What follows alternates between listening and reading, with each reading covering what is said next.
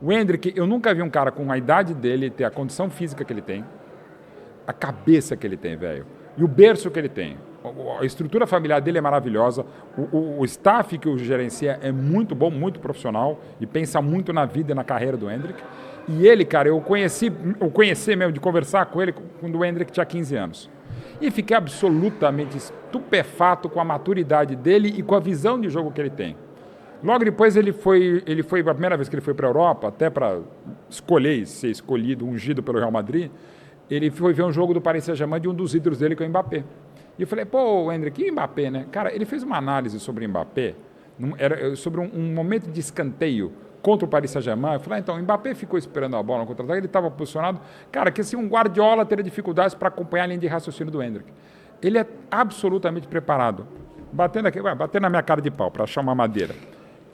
Só com lesão vai parar o Endrick. Assim, eu não tenho a menor dúvida que vai ser um dos maiores da história. Assim, para não dizer que ele já está fazendo história. Como esse próprio Yamal, outro monstro absoluto do Barcelona e da seleção. E, de novo, tem outro excelente jogador que é o Vitor Roque. Tem esse monstro sagrado, esse Muhammad Ali do futebol que é o Vini Júnior. Tem outro grandíssimo jogador que, por conta do Vini, a gente não fala tanto, que é o Rodrigo.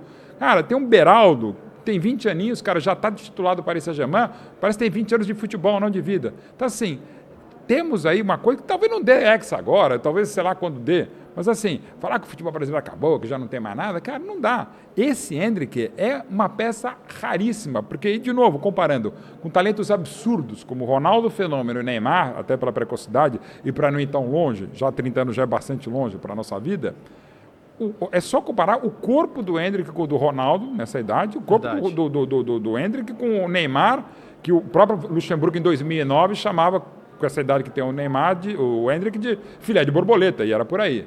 Então o Endrick já está pronto, cara. Até no corpo ele está pronto. Cabeça é um monstro. Esse vai longe, tem bola para ser o melhor do mundo, tem bola para fazer o Brasil voltar a ser a melhor seleção do mundo. Como o Yamal, por exemplo, para pegar o exemplo ainda de Espanha 3, Brasil 3, que foi ontem no Bernabéu, o Yamal tem bola para ser o melhor do mundo também. A última, para não roubar mais o seu tempo. Imagina, pô. É uma pena que a gente tenha que falar sobre isso, mas é tão necessário falar sobre isso. Você foi um dos caras que mais se posicionou na internet sobre o tema. Sim. E eu agradeço, porque você é uma referência para muita gente e é importante que as referências se posicionem nesses temas. A gente tem que falar da situação do Daniel Alves, ex-lateral da seleção. Você se posicionou de maneira, na minha opinião, categórica sobre a liberdade provisória concedida pela Justiça Espanhola. Queria que você, mais uma vez, agora no Mundo GV, aqui no Foot Summit, abordasse esse tema. Você sabe que eu ia abordar também no nosso papo, mas é um papo de 18 minutos e o meu tema era meio pré-estabelecido. Eu ia dar um toque sobre isso, mas eu achei que no nosso papo no Foot Summit eu deixei quieto, mas é fundamental a gente falar, porque... E é triste, porque a gente tem que falar do que aconteceu com o Daniel Alves, o que aconteceu com o Robinho, que não são muito distantes, né? E assim, cara, eu sou um cara que eu apanhei muito durante a Copa, ou antes da Copa, no caso, por defender a convocação do Daniel Alves. Então tá aqui um cara que não é que eu sou amigo, assim, todas as vezes que eu tive com ele foram ótimas, conheço gente muito próxima a ele. Uma das biografias que eu estou escrevendo é do Luiz Pereira, que é da cidade dele, que é do João Gilberto, da Ivete Sangalo, e tá dolorido, porque eu estou escrevendo a biografia do Luiz Pereira, citando o Daniel Alves, eu estou na dúvida agora até se eu cito. Vou deixar, olha, quem quiser sabe que é Juazeiro, na Bahia. Mas assim, a gente tem que falar porque é triste. Mesmo se fosse alguém conhecido, por exemplo, eu sou muito mais próximo do Robinho do que do Daniel Alves, e eu quero botar nesse mesmo saco, porque a gente não pode passar, eu não gosto da expressão passar pano, mas a gente tem que se posicionar, cara. E nesse caso, lamentavelmente, da fiança da lei espanhola, algo que é absolutamente inafiançável, até a gente não sabendo o termo, a tecnicalidade jurídica, não querendo falar da regra de outro país, da lei de outro país, mas por uma questão de humanidade. Não pode pagar para sair, quer dizer, você tem dinheiro, você tem 1 milhão de euros para pagar, você consegue sair. Mas já passou da hora de não é não. E, lamentavelmente, quantos casos a gente já não soube ou ouviu dizer, e gente achando da morte... Eu uma vez, não vou citar evidentemente a pessoa, até porque já morreu, mas eu gravando sobre um outro assunto, um dirigente esportivo me falando de um caso de estupro envolvendo jogadores, assim, e com uma naturalidade como se estivesse contando que, a gente estava numa balada, bebeu um pouco demais. Cara, não pode naturalizar, passou da hora. Então nós, ainda mais como homens, que a gente não tem lugar de fala, mas a gente tem que aproveitar qualquer lugar para falar. Eu agradeço demais a pergunta, que assim, não dá para tolerar mais o Daniel Alves fazendo isso, não dá para tolerar se fosse o meu pai, se fosse o meu filho, se fosse eu. Cara, a gente tem que se posicionar. E não pode só... E às vezes a gente não se posiciona legal, não se posiciona devidamente, mas tem que falar, e sobretudo tem que falar para as mulheres, em nome das mulheres, dar o espaço para as mulheres, que passou da hora, cara. A gente não pode mais relativizar isso. antes a gente relativizava, e eu vivi um mundo disso, eu estou nessa há 33 anos só no jornalismo esportivo, tá?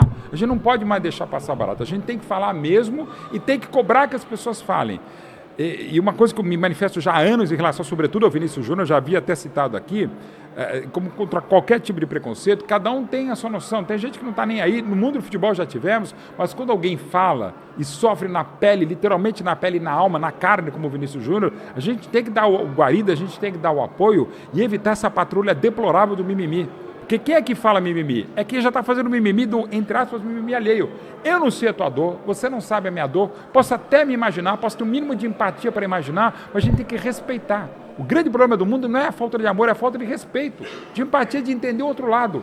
E o futebol é maravilhoso porque ele nos ensina a ganhar de alguém, a perder de alguém, e o futebol ainda vai além porque ele nos ensina a empatar. A nossa vida é muito mais 1-1, 2-2 ou 0-0 fora de casa do que, graças a Deus, 7-1 em casa para o outro. É a gente entender que a gente tem que conviver. Às vezes a gente ganha, às vezes a gente empata, e muitas vezes a gente perde, o ganha, empate, enfim, goleia, é goleado. Mas se a gente se colocar no lugar do outro, entender a paixão, assim como é palmeirense, o outro pode ser Flamengo, e tá tudo bem. Eu escolho uma pizza de mussarela, você escolhe uma de calabresa, e não tem certo, não tem errado, tem paixões, tem escolhas, tem a nossa família até dos outros. Se a gente respeitar mais as pessoas e a humanidade delas, a gente vai ter um mundo menos pior. Senhoras e senhores, simplesmente Mauro Betting, muito obrigado, é uma honra e um prazer para o Mundo GV te receber, viu? Mundo GV é maravilhoso, Bebel, graças a Deus, você é uma santa de aguentar o GV e fazer um evento maravilhoso. O Museu da Mãe, muito obrigado, toda a galera que está aqui, vocês do Mundo GV, é sempre um privilégio de ofício estar com vocês. Obrigado, Mauro.